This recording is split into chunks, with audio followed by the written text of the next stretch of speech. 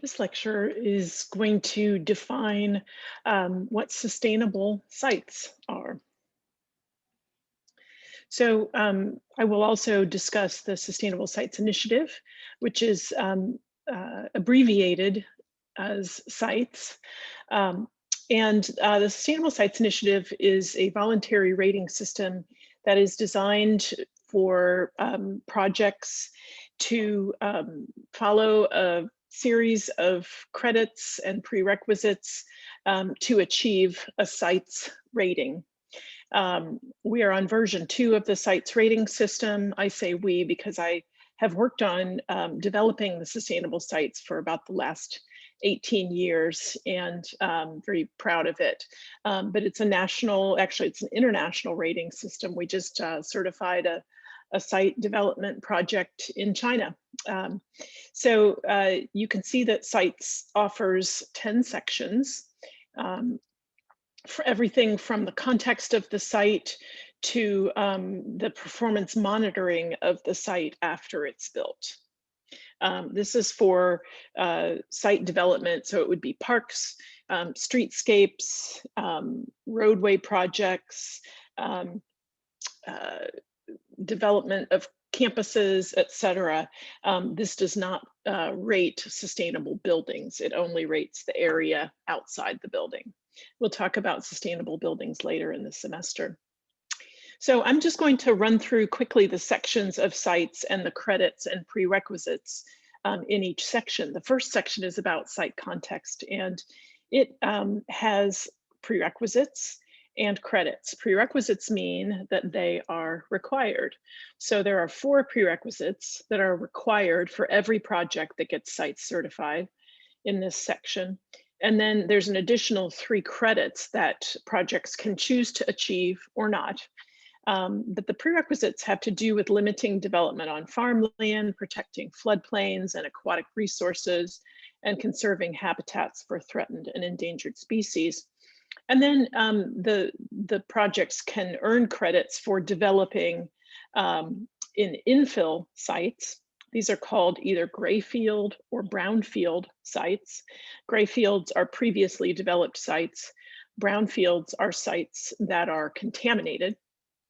So they usually involve some kind of cleanup of the contamination prior to development. They can be very expensive to develop, but very often they're located in urban areas with relatively high property values. So sites encourages development on sites like this, and of course discourages development in places like this. No matter what kind of conservation development this is, it is still on what we call a greenfield. A greenfield is land that has not been previously developed or not been previously developed for a long time. So we, of course, want to discourage this type of development. If it is developed, though, we want to use conservation development techniques that were discussed in the landscape ecology lecture. Section 2 has to do with what happens before the design for the site occurs. So it's got to do with using a good design process where you have all of the professionals come to the table, the architects, the landscape architects, the planners, the civil engineers, the ecologists, the aquatic biologists. Everybody comes to the table before the design is conceived and weighs in on the goals for the site and the potential for the site. When you bring all these professions to the table right up front, good decisions can be made, and we'll talk more about that in other lectures. It also asks projects to conduct a pre-design site assessment and to protect areas of the site like vegetation and soil protection zones that may be at risk. If they're valuable vegetation, valuable soils, if we protect them, then they'll be not developed upon. So a site assessment is where we understand the aspects of a site that are important to maintain, aspects of a site that might be less important and might be better for development. And a site assessment can be as simple as the diagram on the left, or it can actually be a series of studies that show the soils, the vegetation, the context around the site, like the roads and the buildings around the site, um, the habitat corridors and patches that we will talk about in a separate lecture, this module, as well as the way the water, the hydrology works on the site, the stormwater, any waterways that are significant, any wet areas like wetlands, any views, good views, or bad views into or out of the site. These are all part of the site assessment, and they're really key to designing a good site. So these next sections get into site design.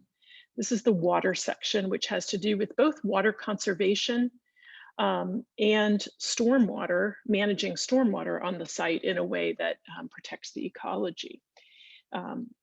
I want to show you an example project that I think is a great case study to look at for stormwater capture, cleansing, and reuse. This is the Potsdamer Platz project in Berlin, Germany.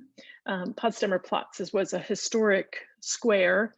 Platz means square in German, right in the center of Berlin. But after World War II and during the Cold War, the Berlin Wall was built right through the middle of Potsdamer Platz.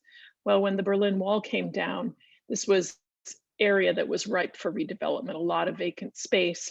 So a lot of new office buildings were built, a lot of mixed use development, restaurants, residential, et cetera. And this area was in a very urban area, but it was a large new redevelopment on what we would call a grayfield site.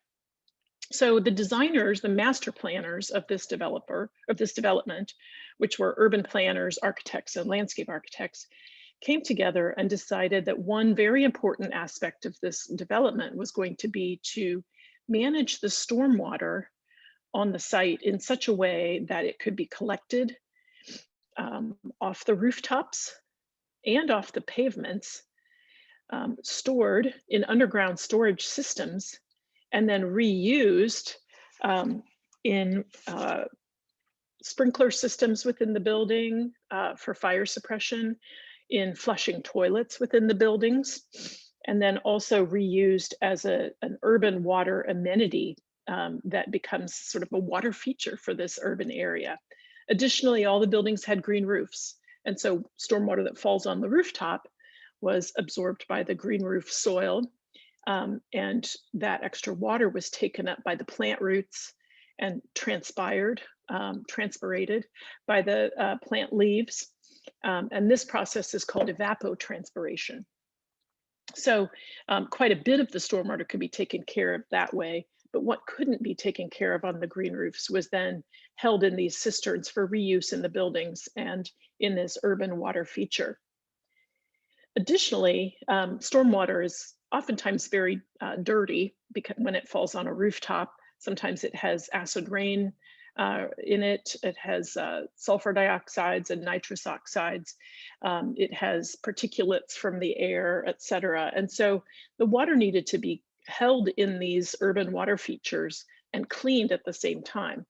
We'll talk more about this when we talk about the water module, but the soil and organisms that live in the soil and that live on the plant roots are actually capable of removing this pollution from the water.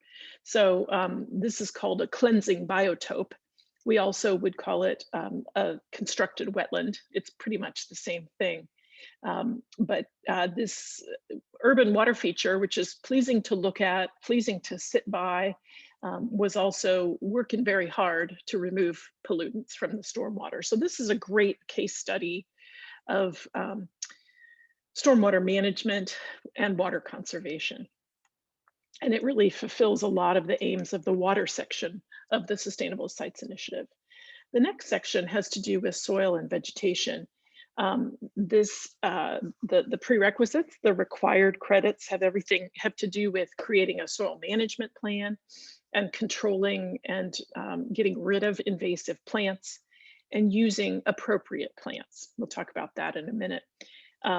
And then of course, one can earn extra credits for all of these additional items.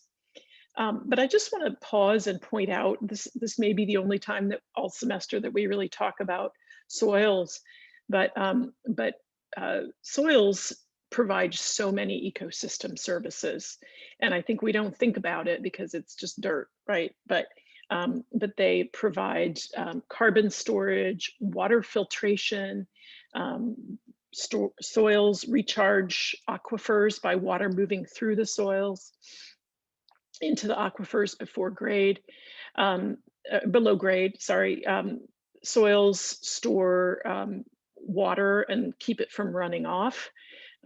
Good soils prevent erosion and sedimentation. This is where the topsoil runs off and sediment lands in nearby waterways. Um, this is a problem for the health of the waterway as well as for the topsoil that winds up in the Mississippi Delta. Soils offer food production, plant growth, nutrients for plant growth, a lot of biodiversity within soils, and then there's the soil food web for the organisms that live in the soil. So these are some of the ecosystem services that we don't even think about that happen in soils, but perhaps the most important ecosystem service in soils is the carbon storage. Soils store more carbon than anything else on our planet. Soils. Now, when we plow soils, or when we dig soils and grade for development, that carbon is loosened and released. So we want to maintain healthy soils as carbon sinks as long as possible, as long as we can. This shows all of the carbon storage in soils. 80 tons of carbon storage per acre. That is substantial. So, some of the credits in sites go towards minimizing the movement of soils and go towards protecting healthy soils, both for carbon storage and other nutrient capacities. Other credits in the soil and vegetation section go towards or encourage native and adapted plants. This is a great case study project at the University of Arizona by Tenike Landscape Architects. This is the Underwood Family Sonoran Laboratory. Now, when we say native plants, obviously native plants are different all over the world. In the desert, native plants are very different than the native plants that we have here in Eastern North Carolina. But when we use native plants, or what we call adapted plants, that means we are using plants that can survive in the ecosystem without water, additional fertilizer, or pesticides. So these are adapted plants. They survive without inputs such as water, fertilizer, or pesticides. In the desert, that's particularly important because you may have been out west to see the Arizona or other desert areas out west and seen people with these green lawns. Those are not adapted plants. Those need a lot of water, and water is pretty scarce in these desert landscapes. So using native and adapted plants is critically important. And this is a great project because I think it uses these native and adapted plants very, very successfully. These are beautiful landscapes that people are occupying with minimal water, although sometimes, of course, it does rain hard in the desert. And so they've also celebrated the way that stormwater moves through this landscape in dry arroyos and other basins that catch water when they do actually have it in the desert. So native and adapted plants are critically important for that reason. They don't require inputs, but they're also not invasive. And invasive plants are a huge issue. You go down to the local Home Depot and you will see them selling plants that are invasive. So sites also reward projects that don't use invasive plants. Another credit in this section of sites is about biomass. And aside from invasive plants, any kind of biomass that's alive on the site is a good thing for carbon storage. And the more biomass you have on the site, of course, the better. All right, there's a section site materials, section 5. This is the section that I contributed the most to because this is my area of research and specialty is construction materials. Most of these credits have to do with what we call hardscape materials. Those are the materials we use for roads, sidewalks, walls, stairs, decks, trellises, fences, um, etc. All of these hard materials that are non-living materials. But credit 5.10 does have to do with sustainability in plant production. This is the only one of these credits that has to do with plants. There is only one prerequisite in this section, which we'll talk about in just a minute. The other credits have to do with resource savings, and we will talk about materials and resources later in this semester. So I'm not going to spend much time on that right now. So the prerequisite has to do with eliminating the use of wood from threatened tree species. You might say, well, what kind of wood gets used from threatened tree species? Well, you might have sat in a teak lounge chair or stood on an ipe deck and said, wow, this is really hard wood. It must be very durable. I'd like to use some more of that. Well, unfortunately, that wood comes from ecosystems and habitats that are critically endangered. The Amazon, rainforests, tropical rainforests in Southeast Asia, um, uh, and other parts of the world. Australia and New Zealand have some rainforests. So these tree species are threatened. And not only are they threatened, but if we're talking about habitats and ecosystems, using some of these trees can threaten the entire ecosystem. So for instance, ipe is a tree that I mentioned, has very hard wood, makes very good lumber for decks and fences, particularly in urban settings where we're starting to use more wood in urban areas. But if these red dots are ipe trees, what you see is when one ipe tree is taken down, studies show that the acreage around that ipe will die off. And the reason for that is that ipe is what's called a keystone species in the ecosystem. And removing that removes a lot of the habitat for the species that can support the rest of the ecosystem. So every time you remove just one tree, it wipes out another piece of the rainforest. And what happens, unfortunately, the government of Brazil, until their recent president, has made great strides to protect these trees from being harvested.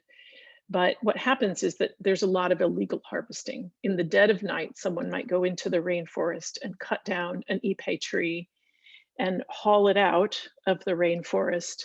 And you can't always blame these poachers for doing that because they can make about 10 times their yearly income from cutting one tree.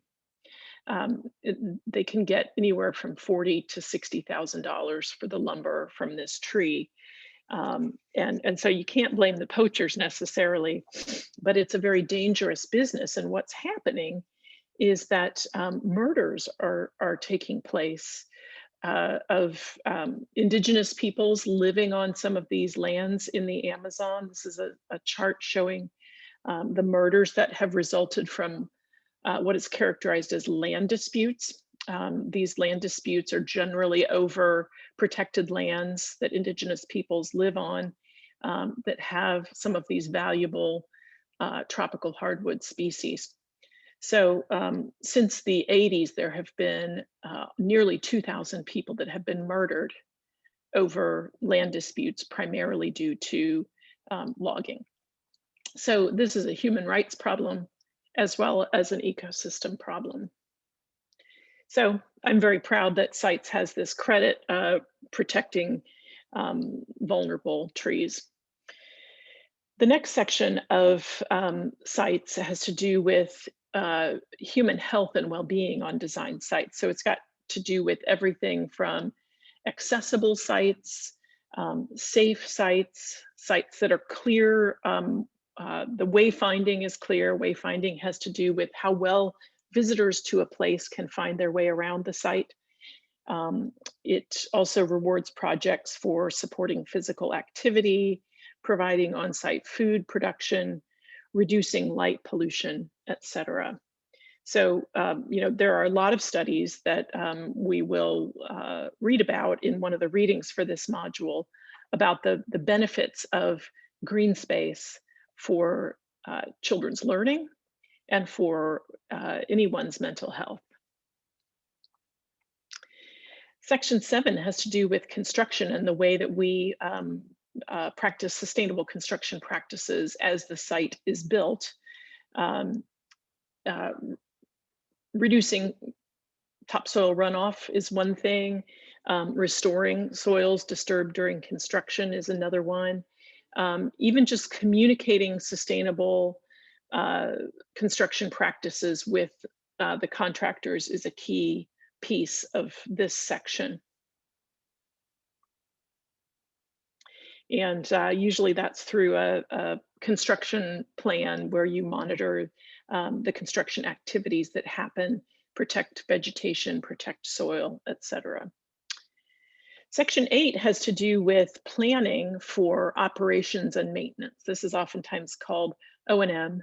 This is planning for how the site, the built site, whether it's a park or a streetscape or something else, how it will function over time.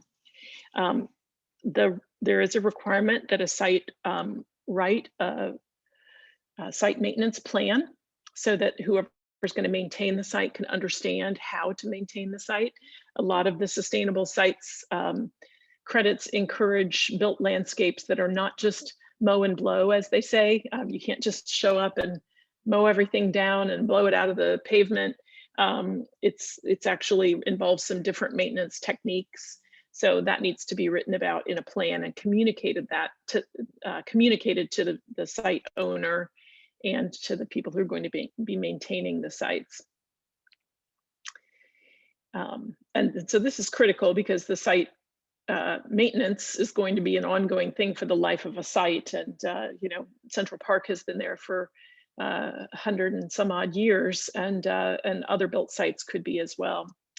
So the last section has to do with promoting sustainability awareness and education, developing a case study. We'll be looking at some case studies in this module, and monitoring and reporting the performance of the site. There's a separate lecture on performance monitoring that you'll be asked to watch as well. So projects collect points based on all of these credits, and site certification requires 70 credits or 70 points out of a total of 200. Silver level certification requires 85 points, gold 100 points, platinum 135 points. So if you'd like to go to sustainablesites.org/projects, you can see all of the sites projects that have been certified and find out a little bit more information about them. Thank you.